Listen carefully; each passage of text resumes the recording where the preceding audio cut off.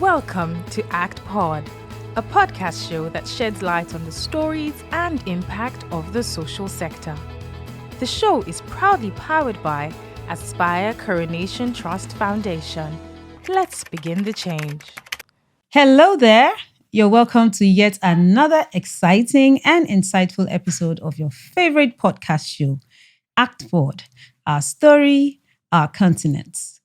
My name is Abiodun Owo and I'm going to be your host on today's episode. Now I have a guest with me who I call a powerhouse. She is a corporate commercial and startup lawyer. So if you're a startup manager, a startup founder, let's gather here because today we're going to be talking all about corporate governance, regulatory issues, why do you even need to address it early, and so on and so forth. The guest that I have here with me is Rosemond Phil-Othihiwa. Am I right? Yes, you are. Yes. Yeah, you're welcome to ACTPod and thank you so much for obliging us. Finally, glad I could. Yes, it took me like a whole year to get hold of Rosemond. So please, you need to listen to her. All right, Rosemond, thank you so much again, for honoring our invitation in spite of a very busy schedule. So today we're going to be talking, like I said, about, startups, and I know that's your turf. But then before we dive in, could you tell us who is Rosemond? So my name is Rosemond Phil-Othihiwa, and yes, I'm a lady, and I am a corporate and commercial lawyer.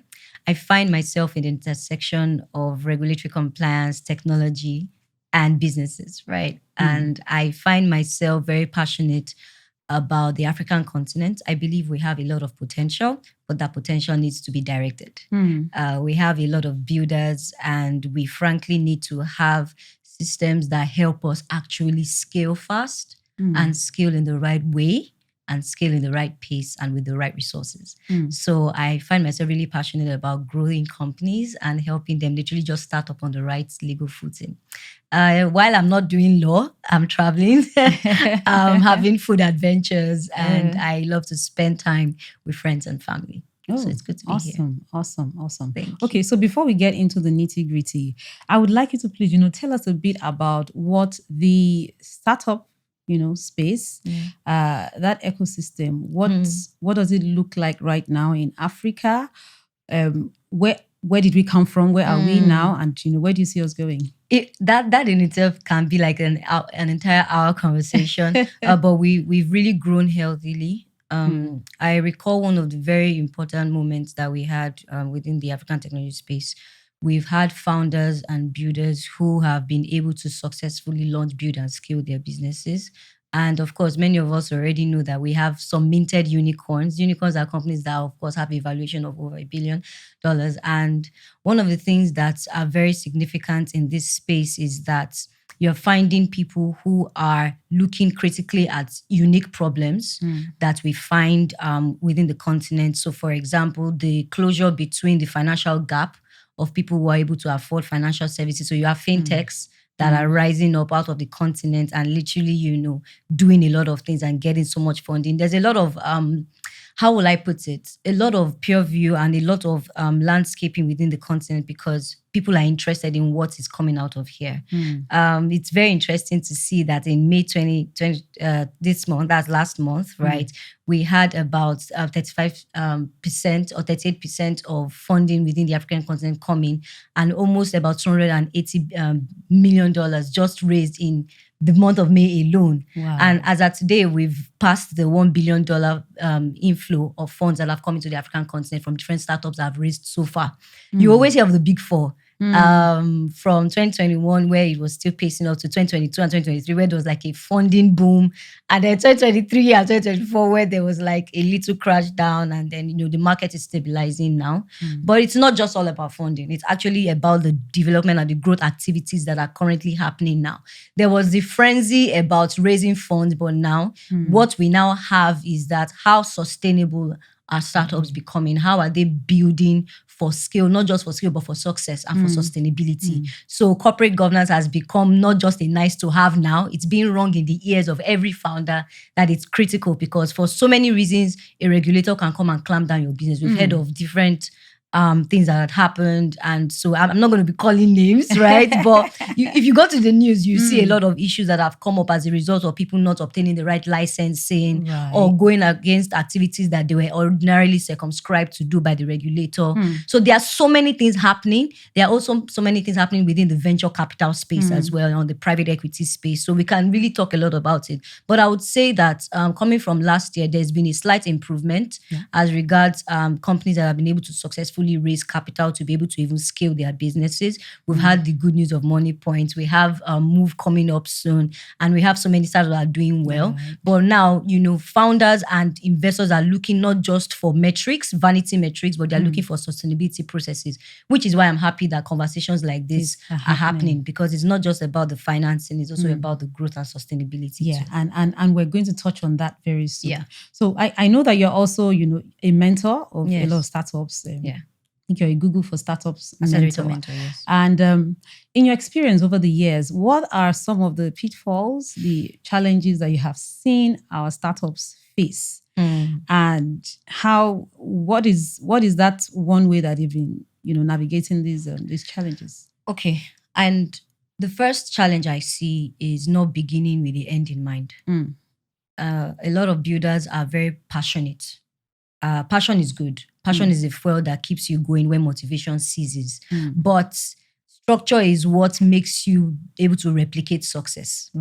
Right. So I have seen founders who come up with this very amazing idea. They don't document anything. They have a friend. Not documented. Yeah, they have a friend that, we have this amazing, great idea. We're going to change the world, and then they just start, and they don't think about what happens if we fight. What happens if an investor comes in? How do we split the risks, right? How do we deal with regulation when we have to obtain this certificate and this papers and this and that? What's my responsibility versus your responsibility? What are our rules, right? Corporate governance is not a big word. It's just documenting what happens when something happens. Like if this happens, then that will happen, right? I call it a triangular relationship. Between the builders of the business, between the managers of the business, and between the investors in the business. Regulating that entire relationship. So the challenge really I've seen is that there's no documentation at all. What you have are WhatsApp chats and email records and phone conversations that are not penned down. Yeah, that can be wiped out. Exactly, right. And if you don't write it down, unfortunately, it's very possible that it didn't exist or it didn't happen. And anyone can say, but we didn't have that conversations. There is data, and I'll round this up. There's a data point that says that it's not even funding that kills businesses. It's actually co-founder conflicts. Wow. Right? So I see a lot of builders who do not actually come up with the right proper share subscription agreements, shareholders agreements, their co-founder agreements, and just laying the foundation for decision making as they grow. Right. So it's not for large multinationals. You can start from where you are. Just having a record, having a constitution, having something that just shows that this is who we are, this is what we stand for, this is what happens when this happens. If you have that, that's a good way to start. So that's a major challenge, really. Record keeping, decision making, and ensuring that everybody's accountable for something that they agree on and sign for, basically. You pretty much took it out of my mouth that, governance, putting frameworks into place isn't just for the big corporations.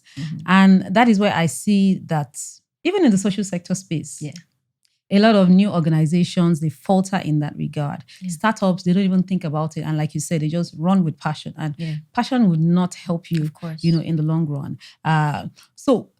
Why should the startups, and by extension, even non-profits, why should they take it seriously? Governance issues, legal frameworks, documentation, like you have talked about.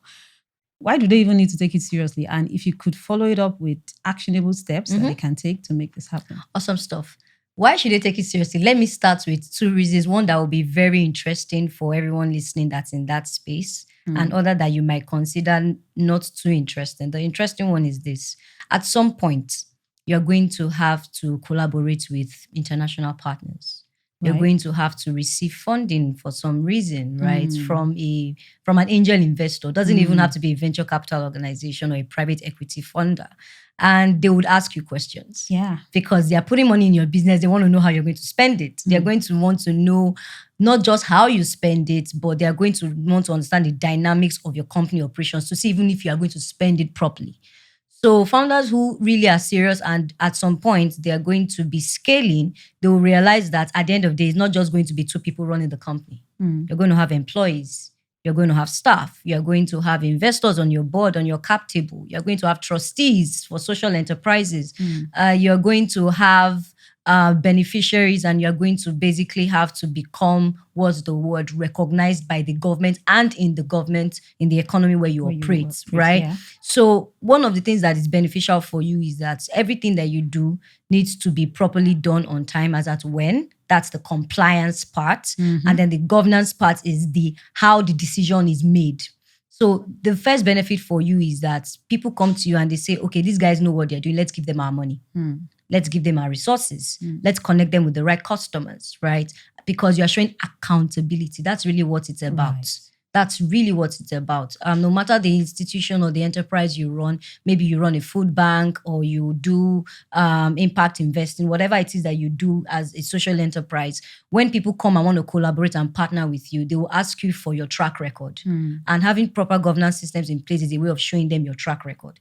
Okay, as at this so date, we incorporated. At this so date, we came up with this constitution that shows how we'll be operating our activities. This is how we operate. This is what our financials look like. This is how internally we make decisions, whether we have a quota system, we have a board in place, we have an advisory board in place. This is how we make decisions, and these are the decisions we have made, right? So that's the first thing. The second one that may not be too interesting for people listening, first of all, is that at some point you will realize that some changes are going to happen internally within your organization. Organizations, if you look at organizations that have lasted for 10, 20, 30 years, right? The CEO comes and goes, right? But the company has remained. Why? Because there was a system that was built to be able to cater for gaps when those gaps happened. So that means that you can, even though you start the business, at some point, people will come and go. So how do you account for gaps in your system if you do not have a system that already tells you what should happen when there's a gap? All right. So it's kind of like you future project and you create things that protect you in advance. Right. So when things happen, when a trustee falls out with the founder of the impact up, and okay, how do we resolve disputes? These are so many things, right? So in terms of now practical things, and I will talk from the social perspective and also talk from the startup space. Startup space are very unique because they have the ability to scale rapidly. You can have a startup that is 2 years old, but they are literally churning in profits that some businesses that have existed for longer have not been able to. So, I mean, technology is kind of like the driver of that, right? So, whenever I speak to startups, I say there are 4 stages, right? So you have your ideation stage, where you kind of like have that concept. And then, of course, you have your MVP, which is like your minimum viable product, where there's something now you can take to market and say, okay, we've iterated, we've looked at our business model, we think this works, and we've come up with something that we think can be used and is already solving that problem, even if it's in a very rudimentary form, right? So when you have that MVP stage, and the next thing you're talking about your traction. This is where you're validating your customers. So it's not just about we have a great product, it's shiny. You are rather going to the market and like getting customers to really speak about it. And then the last one, you have your scale, where you're expanding from territory 1 to B. And it doesn't always have to be from Nigeria to Egypt or something. It can be from Lagos to Abuja. It can be, so if you're going to be scaling, you have to replicate, you have to be the same wherever you are. And how do you duplicate something if you don't have a system? Systems are what duplicate things. So the first thing I would say is each of those stages have different requirements. And when I do master classes for these startups, I kind of like go deeper, but I'll summarize. Okay. I would say so for ideation stage, the very first thing is especially if your product is something that needs to be protected. I would say, depending on the nature of what it is, you have to copyright, you have to trademark, or you have to, do a patent for it, depending on which part it falls in. And then if this is you by yourself, then you need to have documents that protect your idea. Second thing is that if you're going to work with partners, partnership agreements are a must. Co-founding agreements are a must. If you're now going to be getting shareholders or directors coming into the company, registering with CAC is not enough, right? Even though they will give you a template document of what your processes should look like, you should draft something between yourselves. Know how shares are going to evolve over time. Sometimes people don't get shares immediately. They vest over a period of time. There's so much to say about that, but I was talking. So each of those stages really have specific things. At some point, you should have advisors. right? You may not have like a fully fledged board, but you should have people that you are accountable to give reports and can speak to your business based on their own level of experience, right? So as you now evolve, then you can now institute a formal board where decision making must pass through them before it is implemented. So it's kind of a way of just having a check and balance. For the social service sector, most of the time I work with NGOs, I work with companies or business or foundations that do very interesting things. And sometimes what I just see is that they just register with CAC, have a constitution, and nobody knows what is happening anymore. They just maybe have meetings and they just record. It's not just about doing that. You need to go beyond just having documents to then saying, okay, at this point, how are we keeping tabs on the decisions that we've made to ensure that we are carrying out those decisions properly, right? And I see that depending on the nature or depending on the sector where they are actually participating in, they have to now have those decisions formally recognized and, approved and things like that. And then the stakeholders, managing stakeholder relationships is a very critical part of governance. It's not just about what you are doing internally as the founder or the CEO of the company. It's how you are managing your stakeholders. And who are your stakeholders? Your employees are your stakeholders. Your staff are stakeholders. Your investors are your stakeholders. Your beneficiaries are your stakeholders. That's why working with a lot of companies, I have been able to work in like a lot of jurisdictions. There are some jurisdictions that will tell you that every quarter you have to give a report of the companies you've worked with or how people can access information, and just being accountable even as a social enterprise. Because government will give you money. How did you spend it? People do entrepreneurship and entrepreneurship as a service now. They just build businesses to receive money. How are you spending? So even financial accountability is also very important as a social enterprise. So these are things to look at. And the best time to start is when you start. Right. And if you've not started, start today. I think that's what I would say. You got that from Rosemond. You just keep taking things out of my mouth, Rosemond. I think it's too much brilliance. So you were talking about all of those things they need to put in place. And you mentioned being investor ready. And my follow-up question would be, so having done all of this, does it make them investor ready? That's a very good question.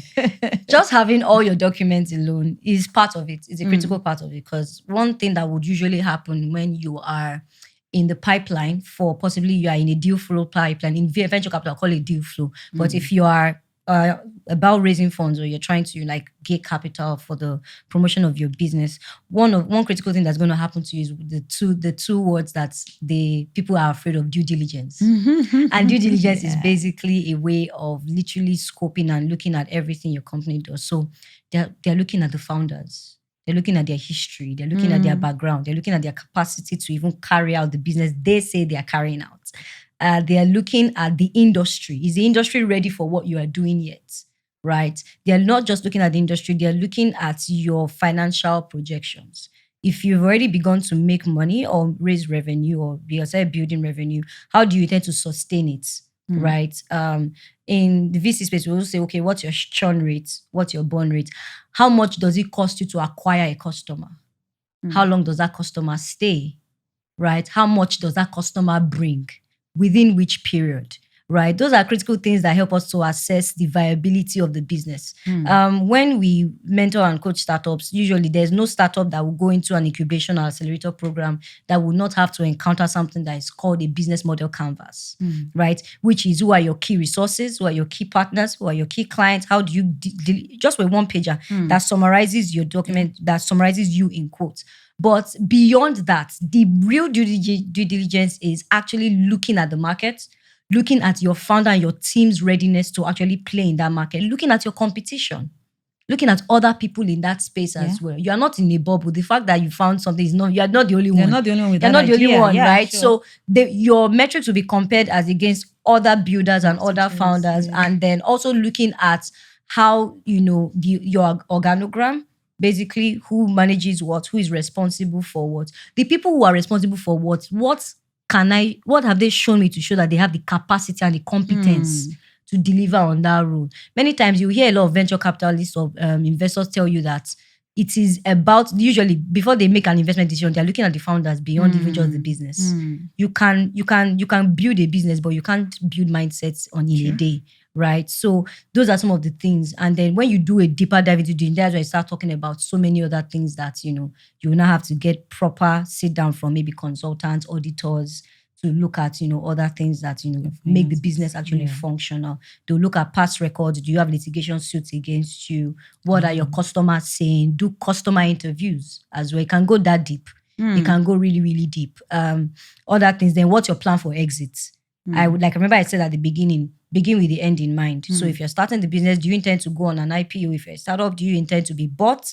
Do you intend to merge at some point, or do you intend to just continue going over and over? So sometimes those discussions even filter the kind of investors you should even have. Because many people think that the founders are at the mercy of the investors. No.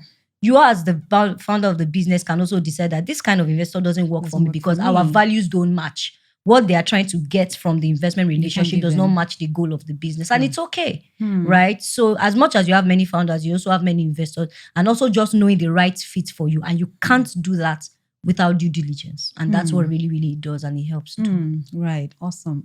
In fact, I think you need to book a session with Rosemond to get all of the information that she's packing in this one episode. I'm sure she's racing against time because there's so much that know that needs to be dealt with on this. But then perhaps we'll call you to come back again, to I would love other to. things. Maybe we should lean a little towards nonprofits now. Legal professionals, is there some form of way that they can collaborate with the social sector practitioners, and how can this happen? So I'll say this, don't mind people like us that play in the business capital. We are capitalists. I come out of bloody capitalists. But there are a lot of legal professionals that really do a lot of amazing work in the non-profit sector. And people, in fact, there are lawyers who take cases pro bono. I'm talking about, so on the aspect of litigation, they go out there to do a lot of, they work with NGOs that maybe go and do prison visits, or they have people who have been incarcerated for a long time. I have a lot of colleagues who are very passionate about that space, depending on what the NGO is, NGO does. And like I said, it's not just NGOs. You have what we call a limited by guarantee. So it's also a social enterprise, but it does not have trustees, as it were. They have like directors that take responsibility for actions, but divert the profits towards the organization's objectives, right?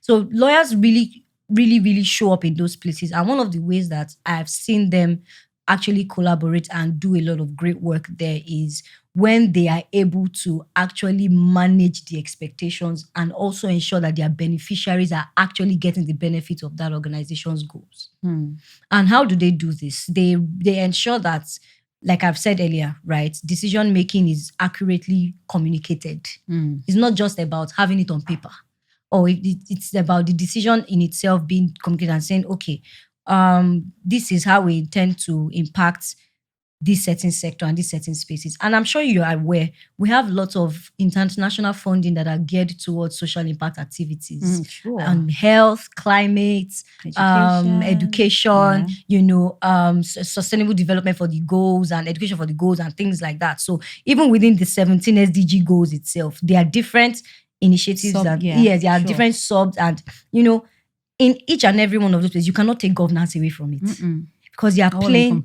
No, you can't. So a lot of lawyers who really want to do a lot of work in this space also have to have public policy initiatives being created to be able to ensure that these organizations have a voice before regulators.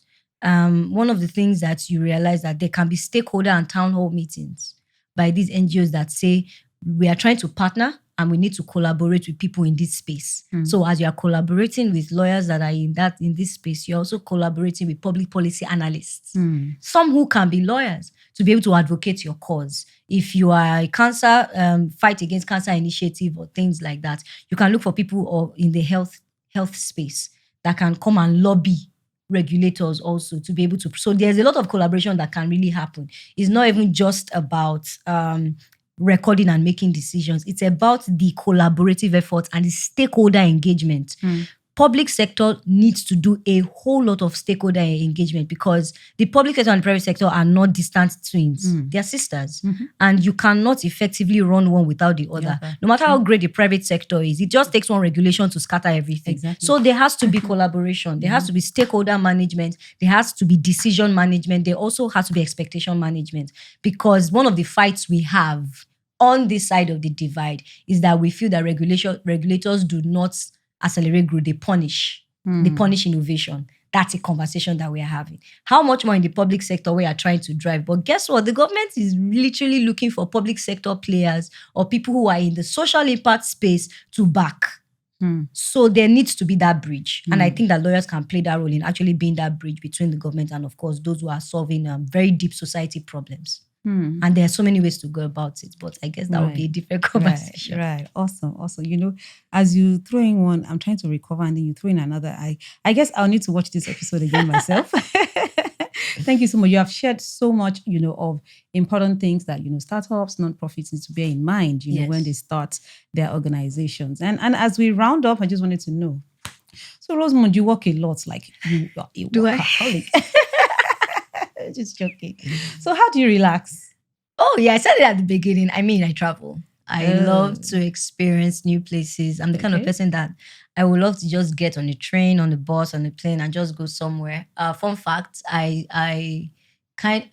when I'm not a very finicky person. So the good flip part of it is that I'm very spontaneous. I'm very adventurous. So I just, you know what? I'm tired. I think I need to fly somewhere today. And I'm just up and I'm just out, right? So I love to travel. That's the way I expand my mind. I also love to rest. As extroverted as I can be, I can literally spend a lot of time alone, just recharging my batteries, as it were. I have fun. I love to eat. I'm a foodie, unashamedly so. So I love to go for wine and food tasting events. I love to go out for events. Awesome. And those are some of the ways that I relax. I also enjoy the presence of God. I love to go to church. I find solace there. And also, I also find myself I love to play indoor sports. So I kind of like enjoy. Which one's your favorite? Oh, indoor sports. So like chess, like board games and things like that. But the time, you said I'm busy. It's not a lie. So I stopped doing everything inside. I just go out. I want to see new places. I want to understand history. I love history. So I love to go to like very unique locations and just bask and just enjoy the experience. So that's how I have fun sometimes. Yeah, and I'm a musician too. I play the piano. I play jazz. Right. We should hook up sometime. We should, right? Yeah. So yeah, I play the instrument and I find myself being able to really just enjoy and have fun while I do that. Awesome. It's actually good to know that, beyond working, you do something different. Thank you so much again, Rosemond, for gracing this episode. I'm sure that you have learned one or two things about startups, about nonprofits that you shouldn't joke with. This is what we call it a wrap. We'll see you next time. Bye. Thank you for listening to ACTPod. For inquiries and feedback, please reach us on actpod@actrustfoundation.org. Follow us on social media at actfoundation_ on Instagram and Twitter, and Aspire Coronation Trust Foundation on Facebook.